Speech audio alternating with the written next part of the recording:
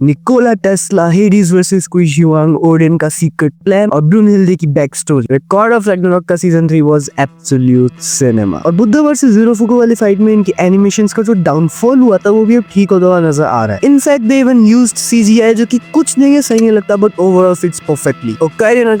Video in this video will be talking about God of Ragnarok का season 3। और हाँ, video में आगे स्पॉयलर्स होने वाले, तो अगर तुमने सीजन नहीं देखा तो तुम पहले वो देख, because this video will have spoilers. Let's start with battles, जिसके लिए लोगों ने गॉड ऑफ रैग्नारॉक को देखना चालू करा था। मे बी ये सीजन बाकी सीजन्स की तरह अपनी फाइट का जो स्केल होता है वो मेंटेन करता है। लाइक वही ब्रूटैलिटी, वही सब स्ट्रेटजीज और वही सब बैक स्टोरीज बीच फाइट में। ये एनिमे गॉड्स को बहुत ह्यूमन लेवल तक का दिखाता है। लाइक बहुत ऐसे दिखाता है कि वो अनटचेबल नहीं है एकदम, बिल्कुल भी। और इनको ना तो कोई व्हाइट ना कोई ब्लैक स्पेस में रखता है। They are shown as grey characters. Like कहीं पे कुछ बहुत ही ज्यादा अच्छे गॉड्स है, कहीं पे कुछ बहुत ही ज्यादा बुरे हैं, जस्ट लाइक ह्यूमंस, कुछ अच्छे कुछ बुरे। और इस एनिमे का जो सबसे बढ़िया पॉइंट है ना, वो इसका सबसे बुरा पॉइंट भी हो सकता है कि इनकी जो फाइट्स के बीच में बैक स्टोरीज आती है। Personally for me I love this. Sometimes जो फाइट के बीच में बैक स्टोरीज आती है वो इनफैक्ट जो फाइट्स रहती है उनसे भी ज्यादा बढ़िया लगती है। फॉर एग्जांपल इस सीजन के अंदर लियोनिदास वर्सेस अपोलो के बीच में जो बैक स्टोरीज चल रही थी, ऑल दैट अपोलोस पाइथन के बारे में और लियोनिदास एंड स्पार्टन्स के बारे में। अरे देखते टाइम ऐसा बिल्कुल नहीं लगता कि ये एनिमे को स्लो डाउन कर रही है। और ऐसा नहीं है कि ये चीज पुल ऑफ करना बहुत इजी था, because we have seen people complaining about this in Demon Slayer. वो लोग जैसे किसी भी चीज में बैक स्टोरी घुसा ही देते, मतलब चाहे डीमन कोई मामूली से डीमन हो या कोई बड़ा डीमन। और ये एनिमे भी यही करता है, हर गॉड की बैक स्टोरी, हर ह्यूमन की बैक स्टोरी जो भी बैटल कर रहे हैं, बट क्योंकि ये लोग इसे बहुत ज्यादा अच्छे तरीके से कर रहे हैं, इसलिए there is no criticism about that. मे भी कुछ लोगों को हो। अब बात करें अगर इसकी एनिमेशन क्वालिटी की, तो वो तो इम्प्रूव हुई है ही। There is no PNG in this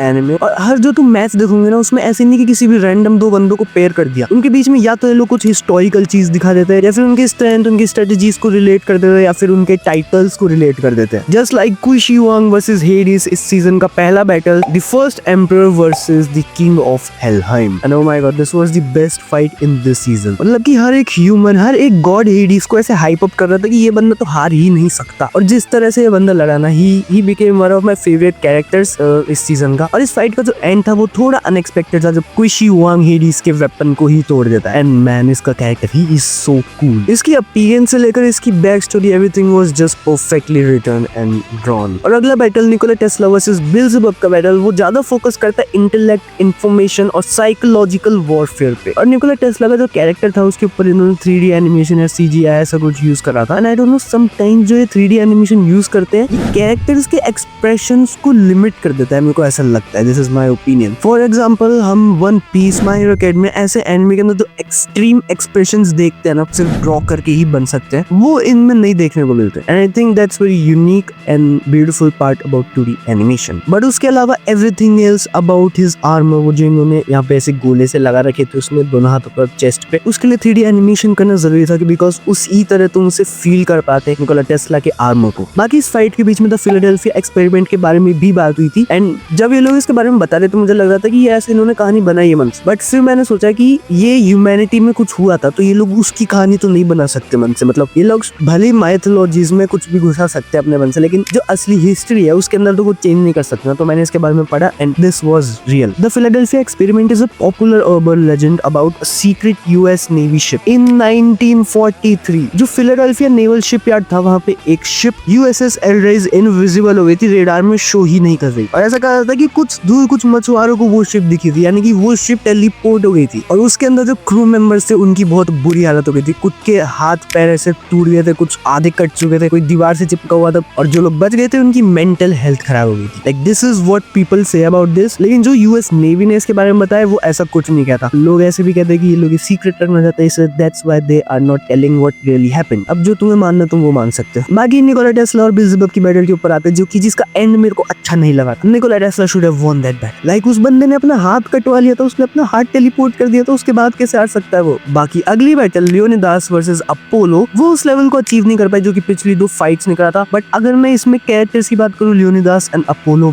both were like badass.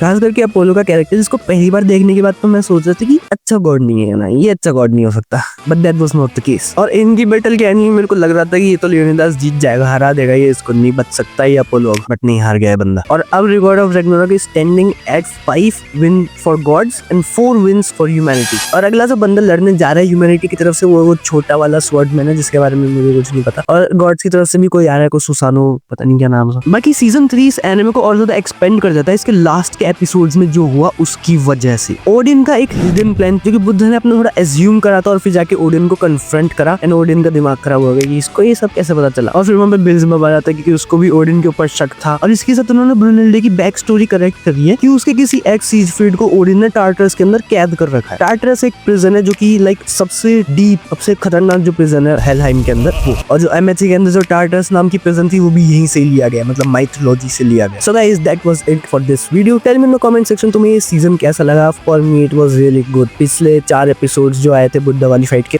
मैं बहुत बार उनकी बुराई कर चुका हूँ, बट वो बुरे थे तो मैं उनकी बुराई करूंगा ना। उसके बाद तो this season was really good. I love this season. मैंने इसको बिंज वॉच करा था, मतलब एक एक फाइट को ऐसे अनहोनी Iron Man. So tell me in the comment section about this video and this season, and I'll see you guys in my next video. Till then, take care. Matane Nakamas.